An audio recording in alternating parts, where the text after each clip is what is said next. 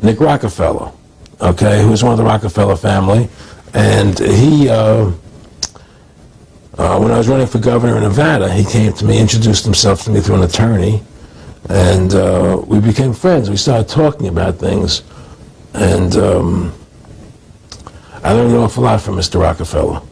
And one of the things that we used to talk about was the ultimate plan of the banking industry, what they wanted to accomplish.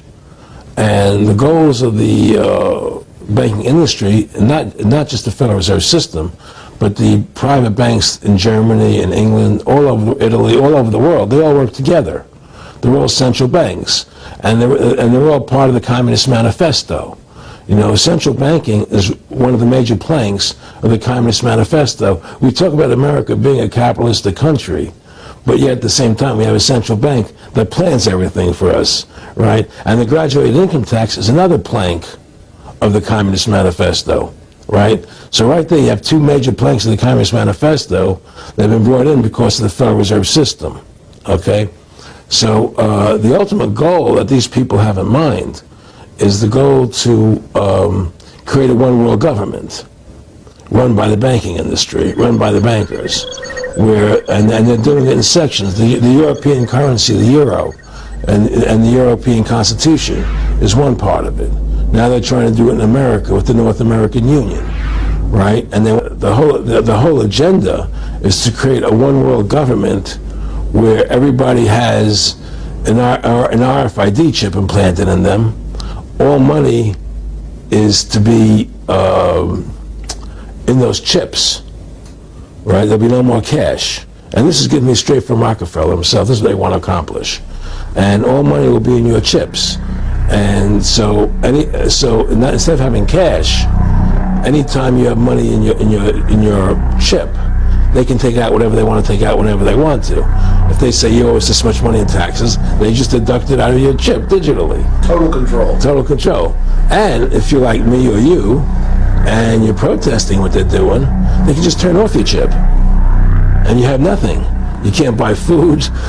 You can't do anything. It's total control of the people. And that chip's connected to a database that has your purchasing records, what you do, what everything. you sell. Everything is in there. They control the chips, and they control people. And you become a slave. You become a serf to these people. That's their goal. That's their intentions. He's the one who told me 11 months before 9/11 ever happened that there was going to be an event. Never told me what the event was going to be, but there was going to be an event, and out of that event, we were going to invade Afghanistan to run pipelines from the Caspian Sea. We were going to invade Iraq, you know, to take over the oil fields, establish a base in the Middle East, and make it all part of the New World Order. And we'd go after Chavez in Venezuela. And sure enough, later 9/11 happened, and I remember he was telling me how how you're gonna see soldiers looking in caves for people in Afghanistan and Pakistan and all these places, and there's gonna be this war on terror, which is no real enemy, and the whole thing is a giant hoax, you know, but it's a way for the government to take over the American people. He told you it was going to be a hoax. Oh yeah. Oh yeah. There's no question. He says, there's going to be war on terror, and he's just laughing. There's no, who are we fighting? I mean, why do you think 9/11 happened, and then nothing's happened since then? Do you think that our security is so great here that these people who pulled off 9/11, who were able to, can't knock down another plane? Come on, it's ridiculous. 9/11 was done by people in our own government and our own banking system to perpetuate the fear of the American people into subordinating themselves to anything the government wants them to do. That's what it's about, and to create this war, this endless war on terror. And that's why and that was the first lie. And the next lie was going into Iraq, you know, to get Saddam Hussein out with his weapons of mass destruction. That was the next lie. He was at the house one night, and we were talking, and he started laughing. He said, "Aaron, what do you think women's liberation was about?" And I said, I had pretty conventional thinking about it at that point. I said, I think it's about women having the right to work, getting equal pay with men, just like they won the right to vote, you know? And he started to laugh. He said, "You're an idiot." And I said, "Why am I an idiot?" He said, let me tell you what that was about. We, the Rockefellers, funded that. We funded Women's Lib, you know? And we're the ones who got all over the newspapers and television, the Rockefeller Foundation. He says, and you want to know why? He says, there were two primary reasons. And they were, one reason was we couldn't tax half the population before Women's Lib. And the second reason was, now we get the kids in school at an early age. We can indoctrinate the kids how to think, which it breaks up the family. Whoever makes the money makes the rules. Rothschild said that, and they make the money. Why are we allowing these private bankers to make the money for our country? It makes no sense. Why are we paying interest to these banks to make money for us when the government can do it itself without paying interest and without all that debt? There's no answer to that question, and it's the question no politician will raise. Of course, we have to borrow money. But we don't have to borrow money. They designed it so we go into debt. Exactly. We can create the money and back it by gold so they can't create too much of it, so you don't have the inflation. And the bankers make the money, they control the government, they buy the politicians, they tell us who gets into office. You have computer voting, that's a fraud. They do whatever they want to do to us. They do whatever they want to do to us. How could there be a war on terror and actually say that we're having a war against terrorism and leave the borders wide open? If you were the President of the United States, or I were the President of the United States, and 9/11 really happened the way they want us to believe it happened, the first thing you would do is shut down the borders so people couldn't get in the country to harm you. But they left the borders wide open because the bankers want the borders open. 11 was only a manifestation. It was done to create a fear in the American public, right? So that we will obey what they want us to do. Keep people in fear. It's this endless war on terrorism that doesn't really exist, so people will submit to whatever the government wants them to submit to. Searches, check your shoes, have ID cards, put chips in you, where you become servants to the elite. That's what this is all about, Well, the Bank of England and the Federal Reserve are partners, and the Bank of England is a private bank, and so is the Bundesbank in Germany, and the bank of all the banks of the G8 countries are all private banks. They're private central banks. And look, what happened in Europe? Didn't Europe vote down the European Constitution? Yes. They're still doing it. Didn't they vote down the euro? They're still doing it. They don't care what the people vote. They do whatever they want to do. What we want doesn't matter anymore. It's their agenda, it's their plans that matter. We have to stop being scared. We have to stand up and do what's necessary to take back, to stop these bankers, these elite, this government full of lies, congressmen full of liars. Today we live in a world where institutions are dominant, not people. People are secondary.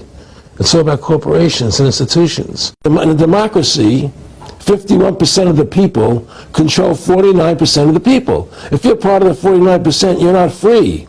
The psychological operations that they do to us, they make us believe that we're a democracy and that majority rules, you see? And they want you to believe that, because then they tell you this poll says this many want this and this many want that and this many want this. Benjamin Franklin, to paraphrase, it said, democracy is two wolves and a sheep voting on what's for dinner. Exactly. And then he also said, in a republic, the sheep would have a gun. To protect himself, and that's the truth. America's not a democracy, but you ask the most intelligent people what form of government America is supposed to be, they'll say a democracy, because that's what they've been brainwashed. They've been psyoped into believing that. They believe that we're in Iraq. They believe we're in Iraq to promote democracy. The word democracy, you hear George Bush saying democracy means freedom. No. Democracy equals New World Order. Democracy equals slavery. The word democracy is not synonymous with freedom. It's the opposite of freedom. Democracy is the worst form of government you can have because it's majority rule. And the government can tell you exactly what they want to tell you to do. So then in 1913, they bring the Federal Reserve System into being, right? And now you have this Federal Reserve System, which then in 1913 got the right to create money for the government, when before that the government created its own money. Now the government, when it needed money, had to borrow it from this private bank called the Federal Reserve, which is a private bank owned by individuals, incorporated in Delaware. And so what happens is, now the government borrows money from them to fund the government. Then the government says, well, we have to pay these people interest. How are we going to pay them interest? Let's impose a tax on the labor of the American people, which never existed before, to pay the interest of the bankers. But the point I'm trying to make is that by creating this Federal Reserve System, the government now became dependent on these private banks for money. And they started taxing us, you see. And so now what happens is that in 35, I believe it was, Social Security started. And they gave Social Security cards, said not to be used for identification, the Social Security number right on the card, right? And through Social Security, they started deducting money out of your paycheck. That was the first time they were ever could take money out of your paycheck, because people agreed to it because they thought it was going to their retirement fund. And so then when they instituted the income tax again, they started taking money out of your paycheck because Social Security could do it. And then they could do it again. You see what I'm saying? And so now they've even taken control of the tax payment itself. I mean, literally like you're a slave, they're taking it right there when you make it. Exactly. They don't even trust the public enough to send them a check. Yeah. Right. So they take it out automatically, because they know people aren't going to want to pay it. So what's happened is that through the implementation of the Federal Reserve System, the government has become vested in these bankers, and they get their money from the bankers. And so then they impose a tax on us, which makes us more slaves, makes it more difficult for us to survive, right? Giving them more profits. And now what's happened is that through the Federal Reserve System, the bankers have pretty much taken control of our government. It doesn't matter Republican and Democrat anymore, because they're both the same.